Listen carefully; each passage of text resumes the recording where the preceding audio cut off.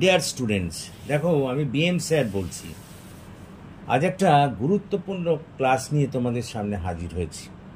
তোমরা সকলেই জানো এর আগে আমি পোর্টরাজ গল্পটির সারমর্মকে কেন্দ্র করে একটি ভিডিও আপলোড করেছি এবং তোমরা যারা সেটিকে দেখেছো তার মধ্যে থেকে নিঃসন্দেহে এই গল্পটির সারাংশ বা গল্পটি সম্পর্কে একটা ধারণা লাভ করতে পেরেছ।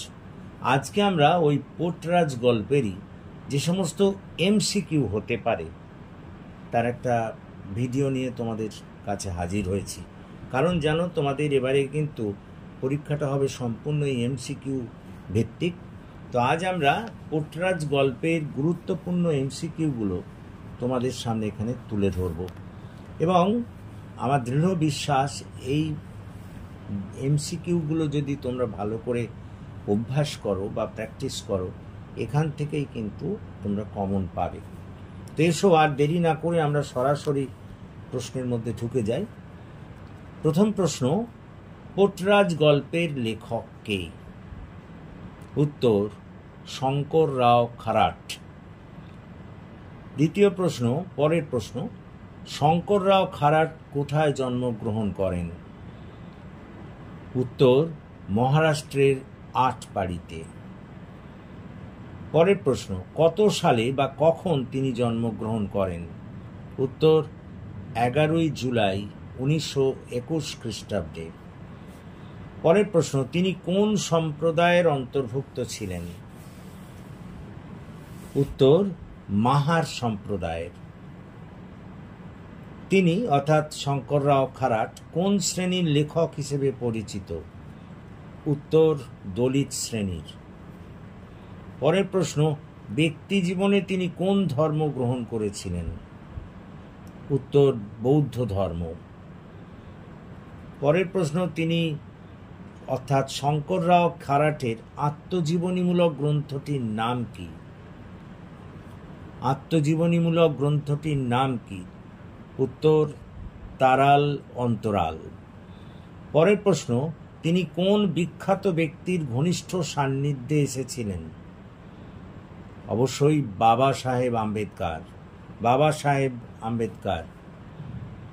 এর আগেই বলেছি ব্যক্তি জীবনে তিনি কোন ধর্ম গ্রহণ করেছিলেন? উত্তর, বৌদ্ধ ধর্ম। পরেরটা, দামা কে? দামা হলো গ্রামের পোর্টরাজ। পোর্টরাজ শব্দটির অর্থ কি? দেবতার সেবাইত। অর্থাৎ আমাদের এখানে যে দেবতার পূজক বা সেবাইত বলে থাকি আমরা যাদের, তারাই কিন্তু মারাঠি ভাষায় পোর্টরাজ নামে খ্যাত। দূর্পদ কে? পোর্টরাজ দামার স্ত্রী। মারি আই কে? মারাঠা ভাষায় বসন্ত রোগের দেবী, যিনি আমাদের দেবী শীতলার সঙ্গে তুলনীয়। পরেরটা, মায়ের দয়া বলতে কি বোঝানো হয়েছে? উত্তর, বসন্ত রোগকে। পরের প্রশ্ন, ফেউ কি? এক ধরনের পাগল শেয়াল যারা বাঘের পিছনে পিছনে চিৎকার করতে করতে ছোটে। পরের প্রশ্ন, পোর্টরাজ গল্পে বিজন্মা কাকে বলা হয়েছে? কাককে। পরের প্রশ্ন, পোর্টরাজ গল্পে কোন মাসের অমাবস্যার কথা বলা হয়েছে? উত্তর, আষাঢ় মাসের। পরের প্রশ্ন, দামার বাড়ির দরজায় একটানা চিৎকার করছিল কে? একটি কুকুর। মারি আইকে কোন বর্ণের কাপড় পরানো হয়েছিল? সবুজ বর্ণের। কোন গাছে বসে কাকটা ডাকছিল? নিম গাছ। পোর্টরাজ কদিন রোদে বের হয়নি? 3 দিন। বাড়ির চারদিকে চিৎকার করতে করতে চক্কর দিচ্ছিল কে? ফেউ। পোর্টরাজের খোঁজ নিতে দামার বাড়িতে এসেছিল কারা? উত্তর, গ্রামের মোড়ল, প্রধান ও অন্যান্য গ্রামবাসীরা। পরের প্রশ্ন, মরদটা আমার পড়ে আছে যে, বক্তা কে? উত্তর, দূর্পদ। আনন্দ কে? পোর্টরাজ দামার ছেলে। আনন্দ কোথায় পড়াশোনা করে? উচ্চ বিদ্যালয়ে। মোড়লের সঙ্গে আসা যে ব্যক্তি সব জানতার ভান করছিল সে হলো ওই গ্রামেরই এক লোক। পরেরটা, ধমকানো সুর শুনে আনন্দের কি হয়েছিল? রাগ হয়েছিল। গ্রামমণ্ডলের লোকেরা দামার বাড়ি থেকে ফিরে গিয়েছিল কিভাবে? ভয় দেখিয়ে। পরের প্রশ্ন, আনন্দ হনহনিয়ে কোথায় যাচ্ছিল? দেবীর থানের দিকে। সেদিন আনন্দ কখন বাড়ি ফিরেছিল? গভীর রাতে। বিশ্ব সংসার ওনারই হাতে। বক্তাকে? দুর্পদ। মায়ের গলার হার বানানো হয়েছে কোন রঙের বালা দিয়ে? সবুজ রঙের। লোকে দামা সম্পর্কে কি বলছে? পুণ্যবান। দামাকে উঠে বসতে দেখে দুর্পদ কি হলো? শান্ত হলো। দামার গলায় একজন কি বর্ণের মালা পরিয়েছিল? হলুদ বর্ণের। আনন্দ মিছিলকে কিভাবে লক্ষ্য করছিল? অন্যমনস্কভাবে। মা মারি আইকে আমি গায়ের ধারে রেখে এসেছি। বক্তাকে? আনন্দ। আনন্দের কথা শুনে দুর্পদের কি হলো? মাথা নেমে এলো। কে মারিয়াইকে গ্রামের প্রান্ত দেশে রেখে এসেছিল? আনন্দ। আনন্দ এই সত্যটা কাকে বলেছিল? দুর্পদকে। দুর্পদ আনন্দকে এর উত্তরে কি বলেছিল? অন্য কাউকে না বলতে। পোর্টরাজ গল্পটি বঙ্গানুবাদ কে করেন? সুনন্দন চক্রবর্তী। শঙ্কররাও খারাট রচিত উপন্যাসের সংখ্যা কটি? 6টি।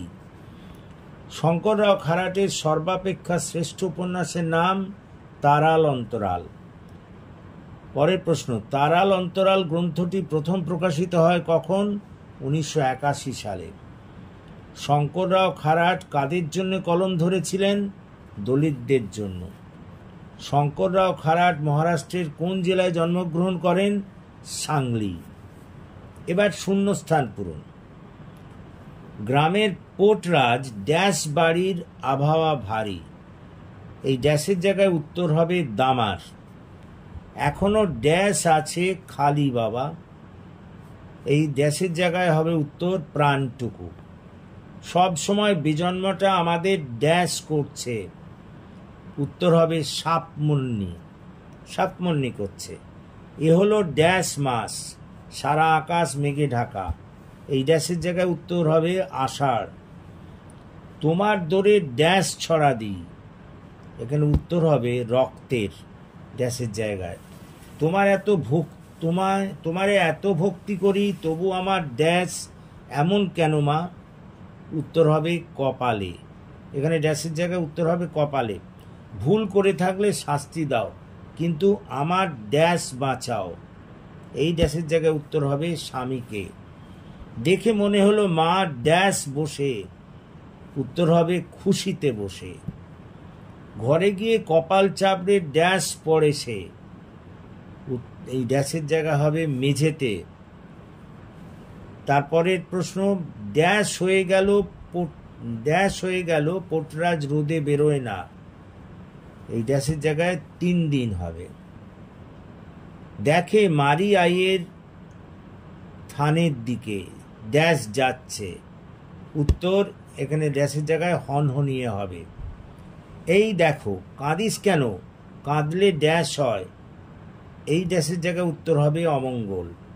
এই তো বুঝেছ, দামা হলো গিয়ে মায়ের ড্যাশ। এখানে উত্তর হবে পোর্টরাজ। তো দেখো এই 7টা তোমাদের আমি এমসিকিউ দিয়েছি। এগুলি যদি করো তাহলে এখান থেকেই তোমরা কিন্তু কমন পেয়ে যাবে। ক্লিয়ার? তো আশা করি তোমরা বুঝতে পেরেছো, এবং যদি বুঝতে পারো তাহলে প্লিজ এই ক্লাসের কথা তোমাদের বন্ধুবান্ধবদের মধ্যে শেয়ার করো, এবং যারা এখনও আমার এই চ্যানেলটিকে সাবস্ক্রাইব করোনি প্লিজ সাবস্ক্রাইব মাই চ্যানেল। আমাকে এগিয়ে আসতে সাহায্য করো যাতে আমি তোমাদের আরও বেশি করে কাজে লাগতে পারি। So that's all for this day. Thank you for watching and listening. So good night to all of you.